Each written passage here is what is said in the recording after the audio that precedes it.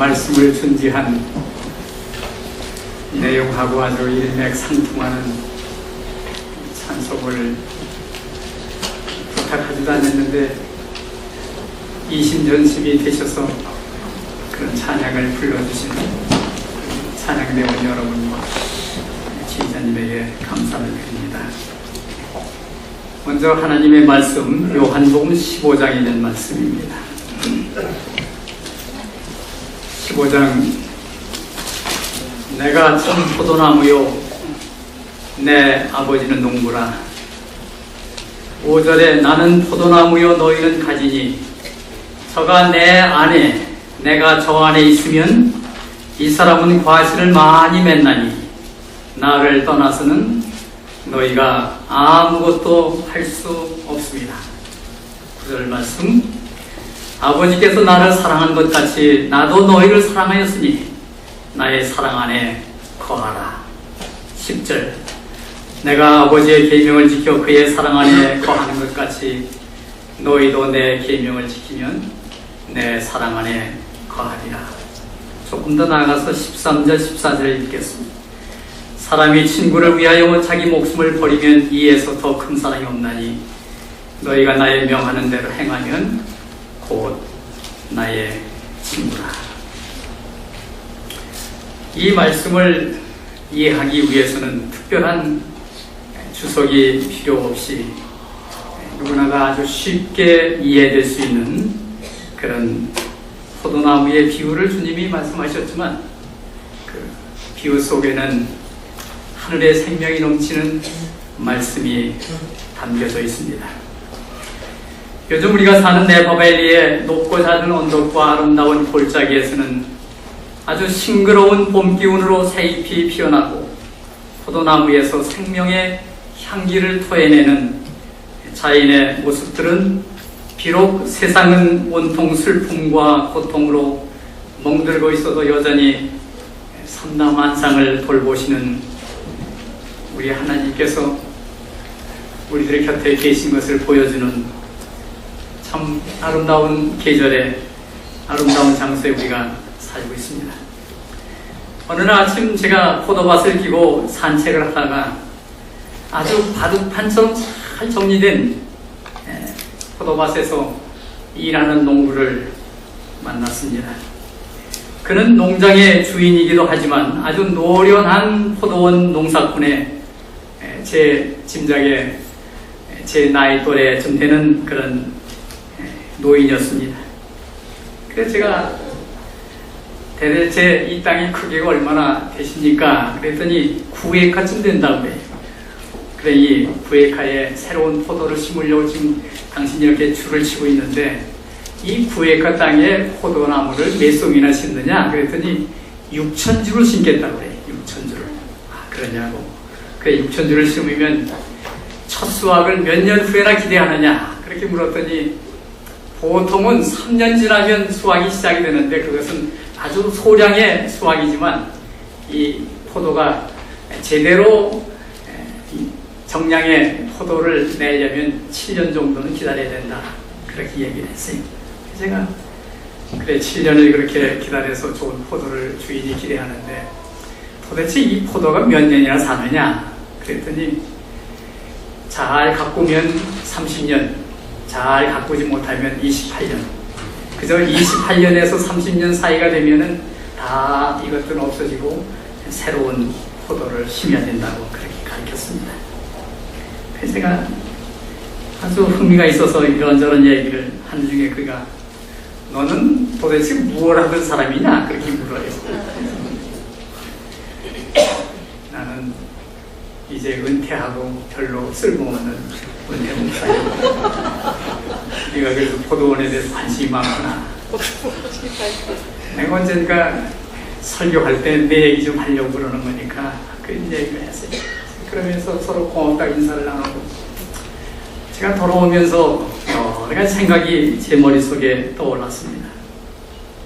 한낱 과일수에 지나지 않은 포도나무도 주인에게 매년 풍성한 포도송이를 바치기 위해 수확한 후에 일꾼들에 의해 무자비하게 가지가 잘라지고 그 아픔도 견디고 추운 겨울도 묵묵히 견디면서 적은 수분을 빨아들이면서 생명을 유지하고 있다가 이제 봄이 되면 새로운 잎이 돋아나고 거기에 열매가 맺히고 그러기를 28년 내지 30년을 주인을 위해서 한결같이 아무 불평도 없이 그 여름에 뜨거운 태양빛에서 짜증도 내지 아니한 채 포도가 열리면 풍성하게 수확을 주인에게 주려고 하는 포도송이를 생각하면서 제가 그런 생각을 했어요.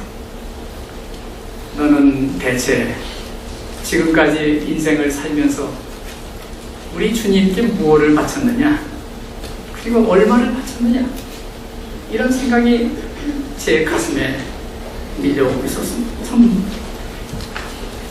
보잘것없는 과일수도 주인을 위해서 30년을 살면서 한결같이 포도의 수확을 주인에게 주는데 우리는 만 가지 하나님의 은혜를 받고 사는 우리들이 우리의 삶 속에서 얼마나 많은 것들을 주님께 돌려드렸는가 그런 생각을 하니까 좀 민망한 생각이 들고 절망스러운 생각이 떠올랐습니다.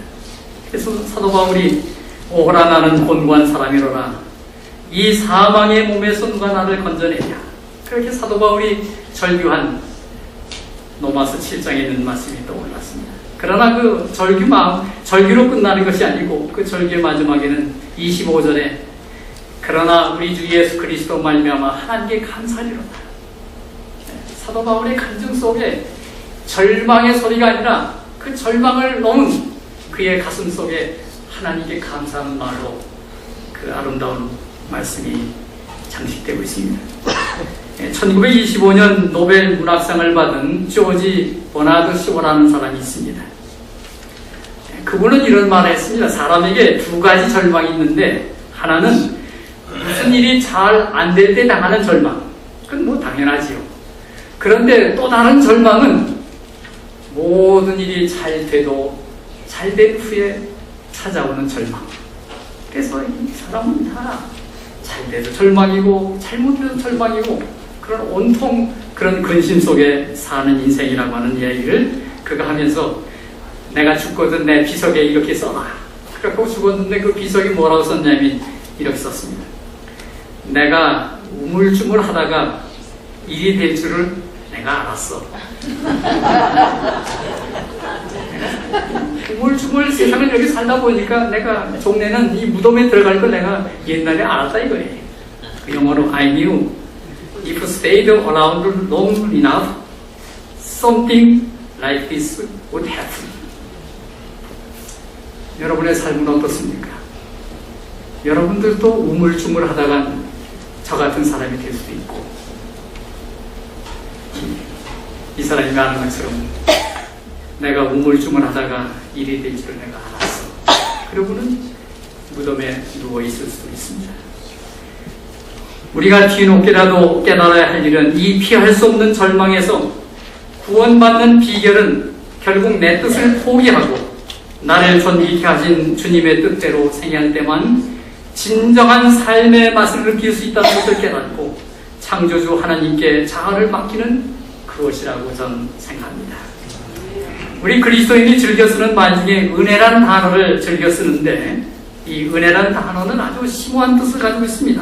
헬라 말로 카리스라고 그렇게 얘기하는데 그 말의 뜻은 우아하고 친절하고 호의 이런 뜻이 포함되어 있지만 우리 성경적인 은혜는 조금 다른 뜻을 내포하고 있습니다. 그 뜻은 과분한, 공짜로 주어진, 공없이 얻는, 일에서 얻을 수 없는, 그리고 갚을 수 없는 호의, 이런 아주 단순하면서도 순진한 말로 표현됐지만 이것은 하나님께서 우리에게 주시는 축복이라.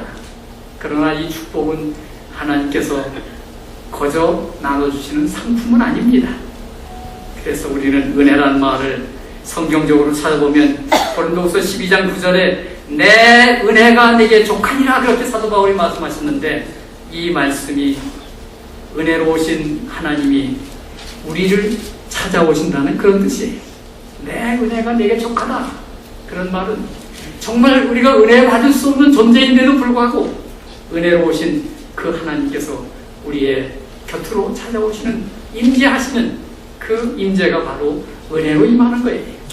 그래서 설교 끝난 후에 인사할 때 은혜 받았습니다. 그렇게 대부분 인사를 하시는데 그 말을 정직하게 말하면 당신 설교 가운데서 예수님이 나의 마음속에 은혜로 임했습니다. 그렇게 고백하는 말인데 그렇게 고백하는 말을 할 만큼 은혜 받지도 못하고 은혜 받았습니다 하면 이건 인사예요.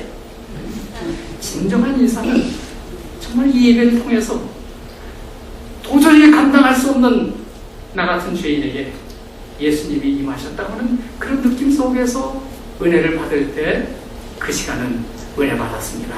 그렇게 표현할 수 있는 거예요. 그래서 사도 바울이 고린도후서 12장 9절에 내 은혜가 내게 족하냐 그렇게 말씀하셨어요. 우리를 위하여 당신을 내어주신 또 우리를 위하여 다가오시는 은혜로우신 그 하나님, 그분이 우리가 원하는 은혜입니다. 보잘것없는 죄인을 구원하기 위해 죄값을 치르시고 죄에서 해방시켜주신 우리 주님이 자꾸 우리는 믿고 싶습니다. 그 주님은 골고다 그 길을 홀로 무거운 십자가를 등에 지고 가시기 전날 밤이 많도록 차디탄 밤 공기와 밤 이슬을 축축해진 겟세마네 동산에서 기도하시던 광경을 우리는 종종 마음으로 연상합니다. 수년 전에 제가 몇 친구들과 함께 그 겟세마네 동산을 올라가 본 적이 있습니다. 그래서 우리는 가자마자 뿔뿔이 헤어져가지고 그곳에서 기도를 시작했는데 저녁 해가 서산으로 기울어지는 어두컴컴한 그 시간에 그곳에 도착을 했습니다. 그때 제가 참 많은 생각이 들고 감사한 마음이 들어서 그냥 제 잡기장에 적어놓은 것을 정리해가지고 제 책상에 앞에 보이는 데다 써붙였습니다. 겟세마네 동산에서 주여 당신께서 기도하시던 거룩한 동산에 오르니 세상을 벗삼고 허우적거리며 살아온 형자의 모습이 너무나도 죄수로 견딜 수 없습니다. 당신이 지고 가신 십자가는 너무나도 무거워 당신의 순결한 입가에 흘러나온 고뇌의 기도소리만큼이나 무거웠기에 주님은 하늘 아버지를 부르시며 할 수만 있으면 이 잔을 지나가도록 탄원까지 하셨을까 생각하니 더욱 죄수로 견딜 수 없습니다. 주여 세월은 많이도 흐르고 동산에 심겨진 나무들과 바위와 조약돌들은 변함없이 자기 자리를 지켜오며 피땀 흘리시며 기도하시던 구주님의 그 모습에 영원한 증인되어 이 동산을 찾아온 이 죄인도 반겨주니 포근히 안아주는 주님의 가슴인 양 그 품을 떠나고 싶지 않아 울음마저 터뜨렸습니다. 주여 이 어두운 죄인의 눈을 밝혀주시사 당신의 고통의 그 밤을 늘 보게 하옵시며 영원히 당신의 발자취를 따라 날마다 저의 삶이 겟세마네 동산되게 하옵소서. 제가 이런 생각을 하면서 문득 POC 교수님이신 김 교수님에게 전화하고 싶은 생각이 들어 제가 전화를 들었습니다. 김 교수님, 오늘 5월 첫째 주일 안식일에 제가 네바교에 설교를 배정을 받았는데 김 교수님이 저를 위해서 또 여러분을 위해서 바이올린 독주를 좀 하실 수 있겠습니까? 하지요.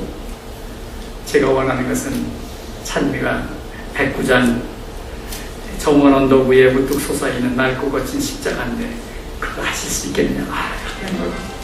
제가 얼마나 고마운지. 그래서 그러면 김 교수님 이 찬미를 당신이 1절과 2절은 독주를 하시고 3절은 우리 모두가 함께 부르면 어떻겠냐?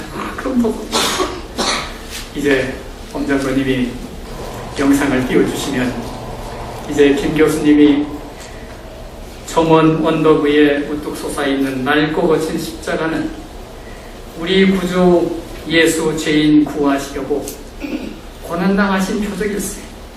낡고 거칠은 십자가를 내가 극진히 사랑하니 나의 최후의 날 멸관을 받으리로다. 여기 우리 구주 예수 죄인 구하시려가 아니고 죄인 구하라는 그 말 대신에 우리 구주 예수 나 같은 죄인 구하시려고 그렇게 여러분이 마음으로 불러도 은혜가 될 것이라고 생각합니다. 우리 김 교수님이 1절, 2절을 특별 독주로 하시고 여러분과 제가 3절 함께 불러보겠습니다.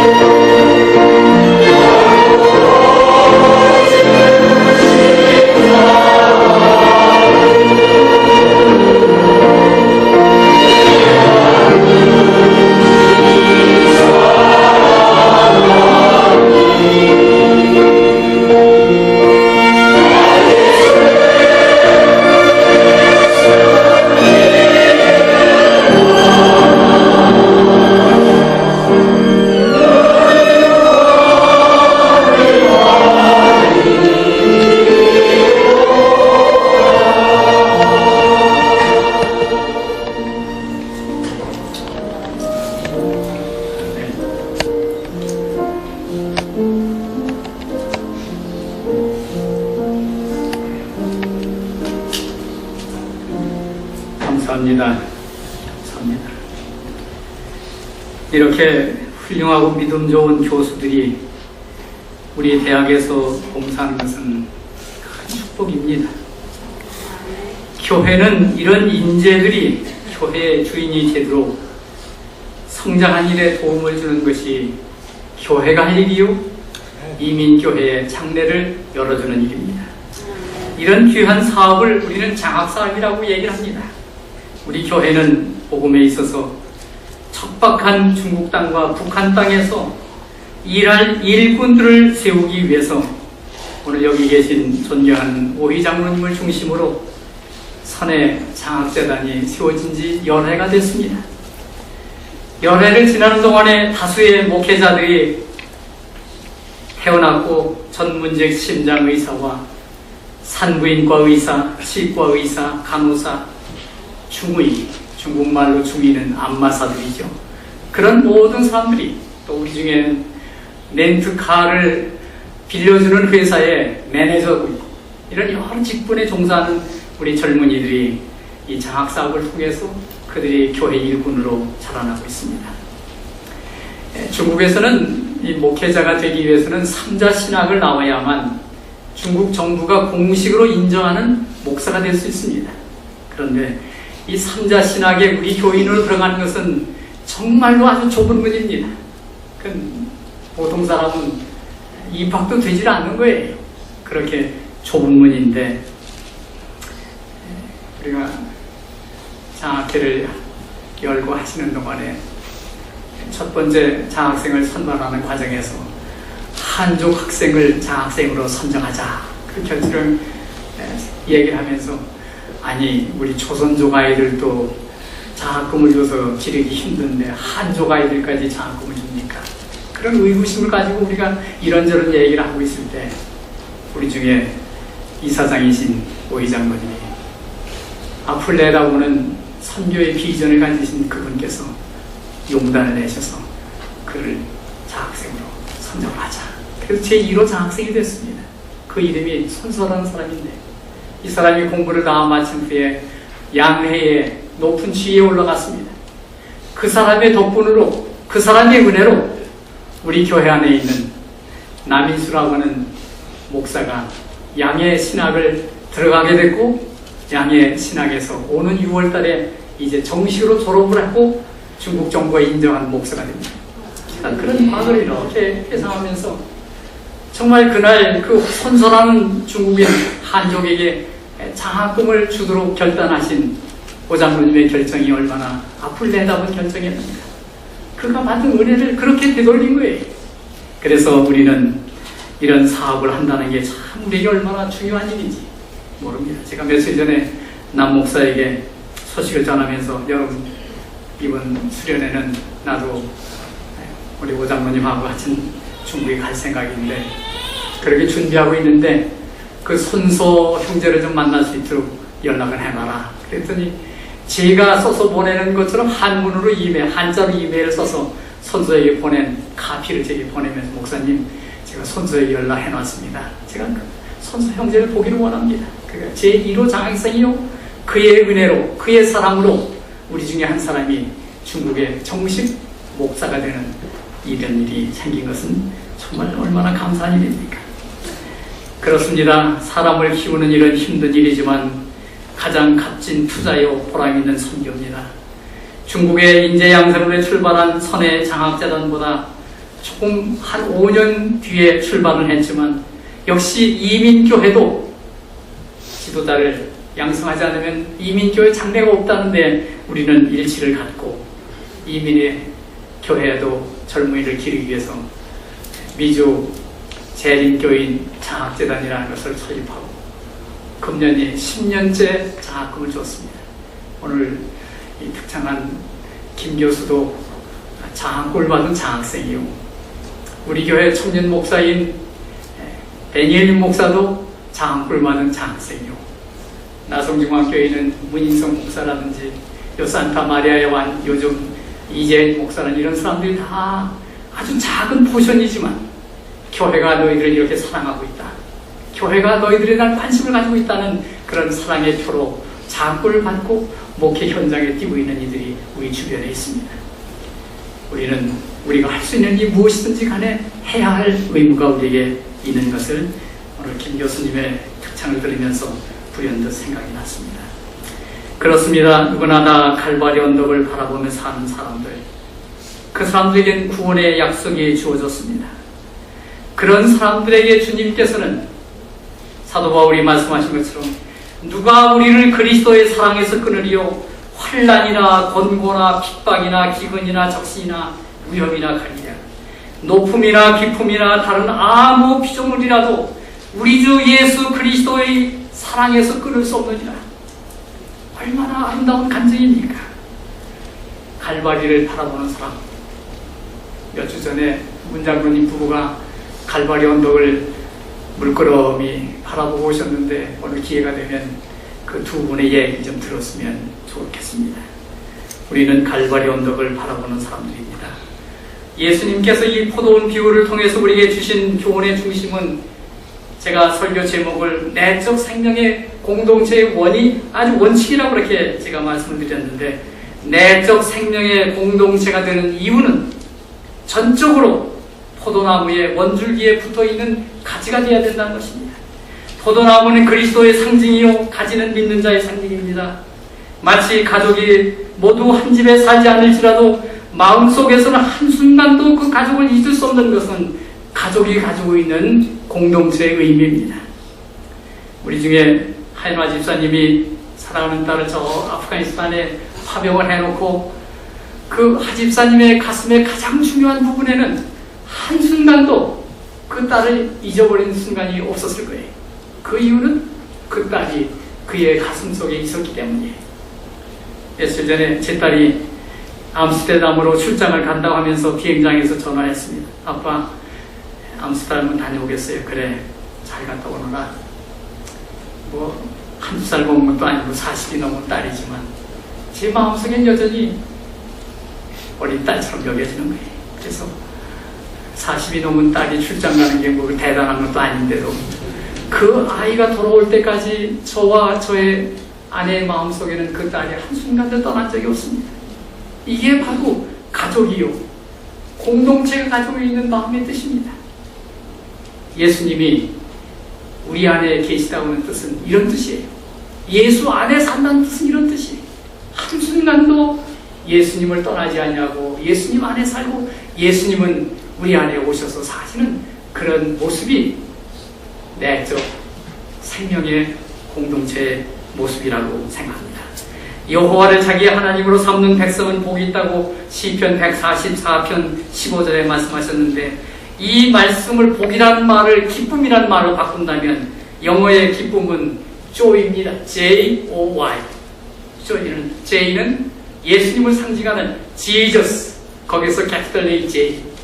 O는 아무것도 없다는 nothing, 제로. O. Y는 저와 여러분인 you. J-O-Y. 예수님과 우리 사이에 아무것도 막힌 담이 없이 nothing, 제로의 경우에는 그것은 정말로 행복한 거예요. 예수님과 우리 사이에 무언가 끼어 있으면 그건 행복이 아닙니다. J-O-Y. 예수님과 우리 사이에 아무런 막힌 담이 없을 때 바로 기쁨의 삶을 살아가는 사람들인 것입니다. 진정으로 하는 사랑은 진정한 사랑이 무엇인지를 피차 알고 주고받을 때 그 사랑은 향기를 나타냅니다. 제게 감동을 준 한 글을 제가 소개합니다. 제목은 처음 씻어본 아내의 발. 나는 사대주의 사상에 익숙해진 한국 유교 사회의 전형적인 남성이다. 보내고 있다는 뜻입니다. 그러한 내가 교회 세종예식에서 70이 된 아내의 발을 씻으면서 표현할 수 없는 마음의 충격을 받았다. 아내의 두 발을 잡는 순간 가슴이 벅차고 말문이 막혀 나의 기도는 시작도 못하고 끝이 났다.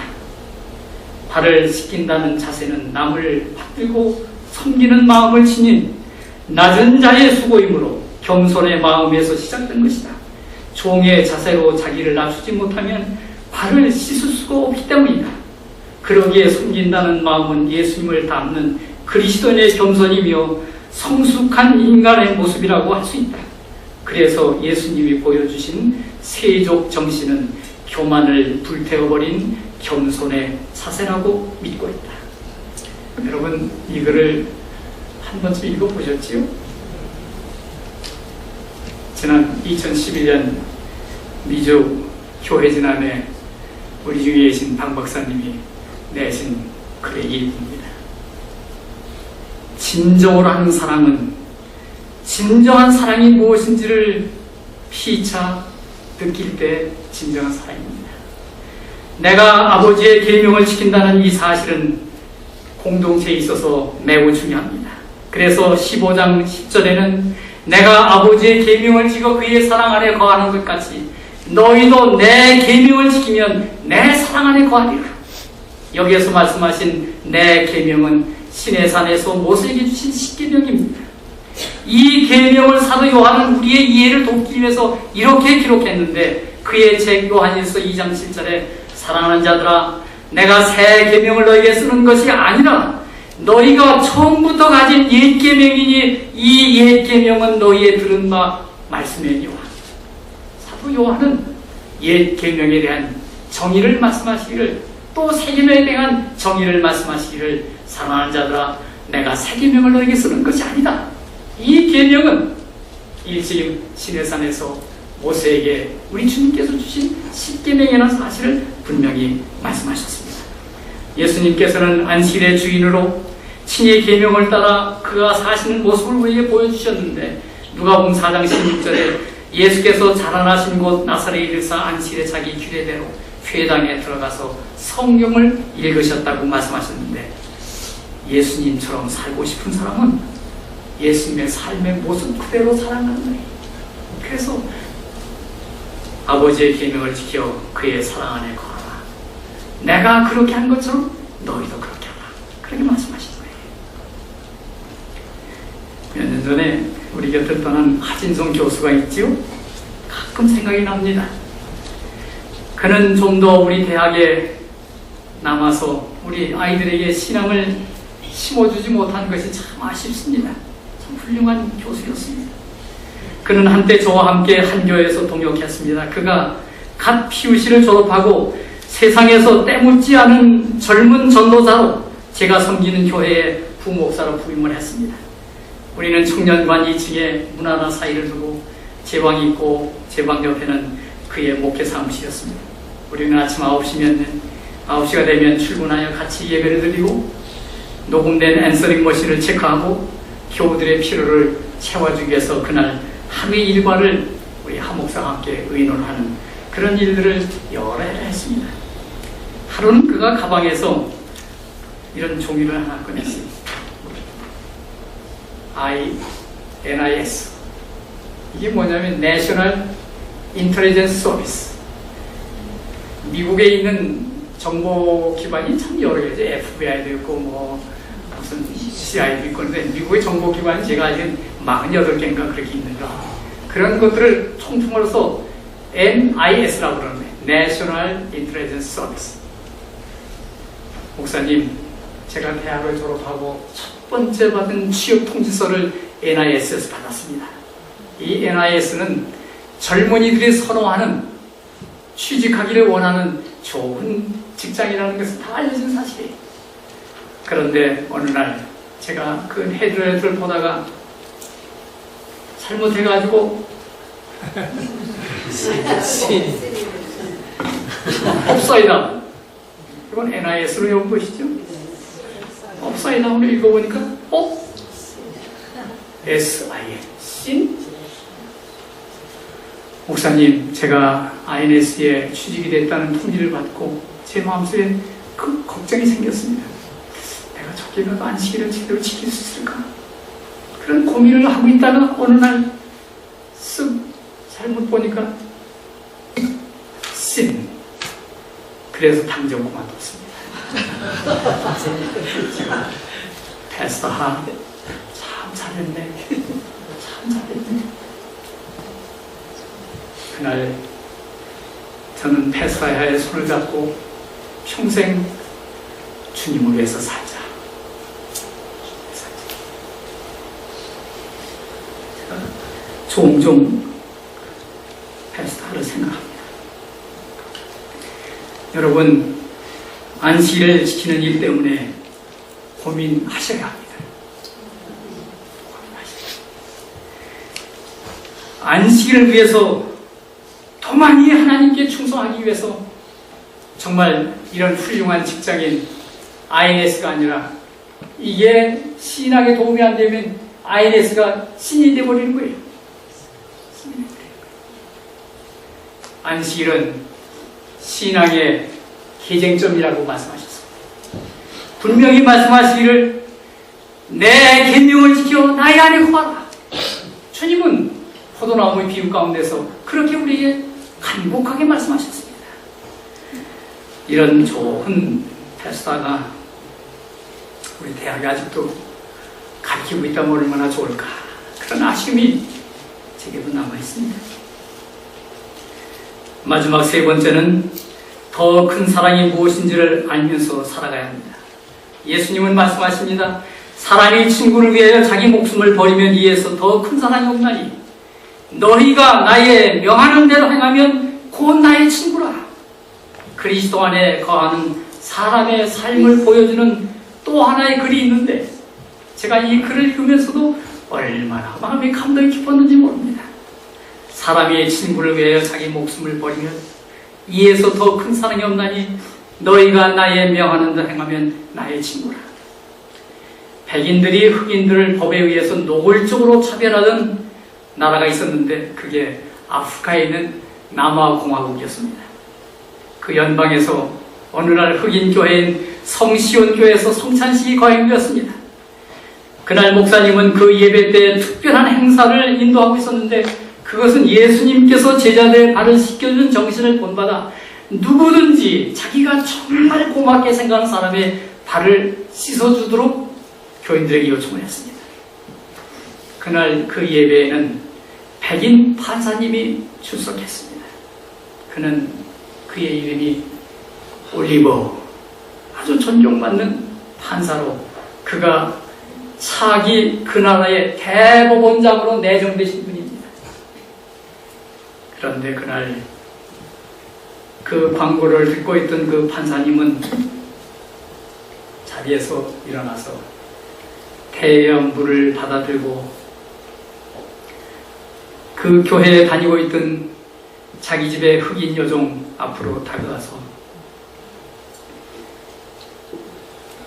그 여종 앞에 무릎을 꿇고 발을 씻어 주었을 뿐만 아니라 그 검은 발에 입을 맞췄습니다. 예배당은 갑자기 숙연해졌습니다.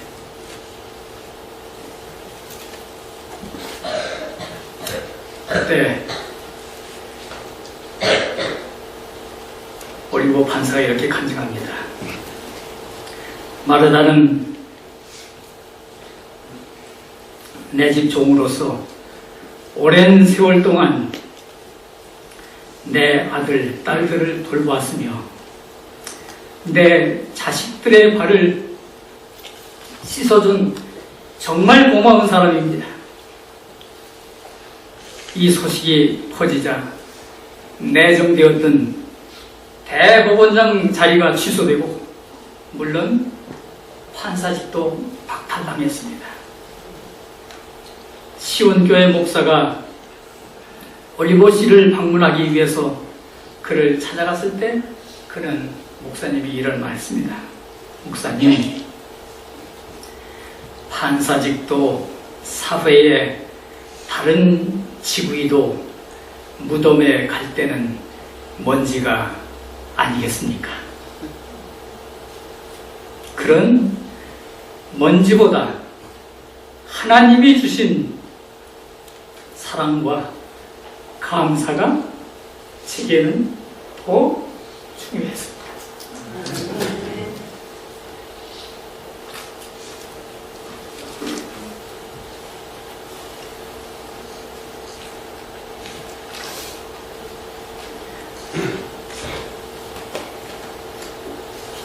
사람이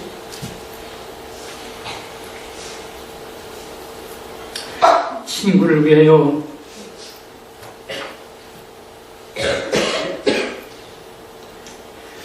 자기 목숨을 버리면 이에서 더 큰 사랑이 또 없나니, 그렇게 예수님이 말씀하셨습니다. 저도 이런 사람이 되기를 소망하며 살아갑니다. 마음의 고통을 함께 나누면서 비록 섭섭한 대접을 받아도 그럴 수 있겠지.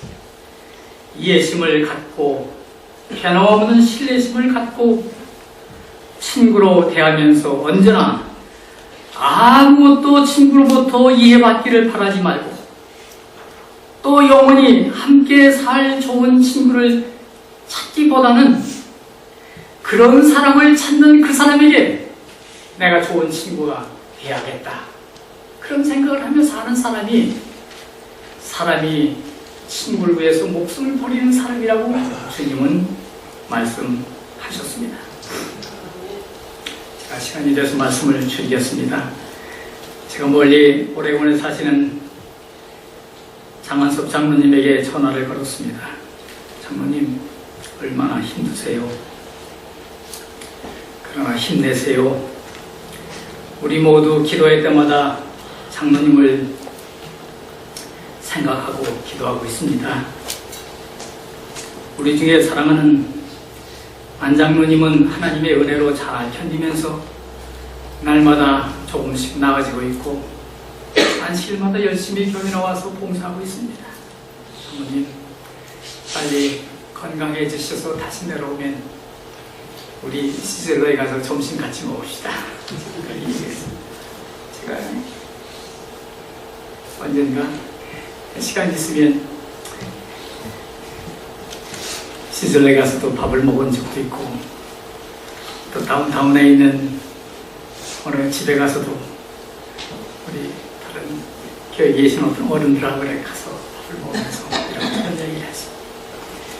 사랑하신 여러분, 우리에게는 정말 내적 생명의 공동체의 의식이 우리 마음속에 떠나지 않아야 됩니다.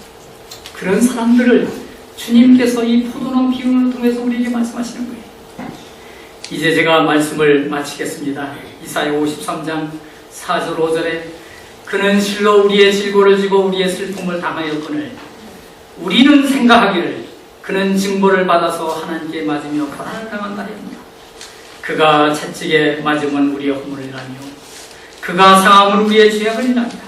그가 징계를 받음으로 우리가 평화를 누리고 그가 채찍에 맞음으로 나음을 입었도다. 감사합니까? 감사합니다.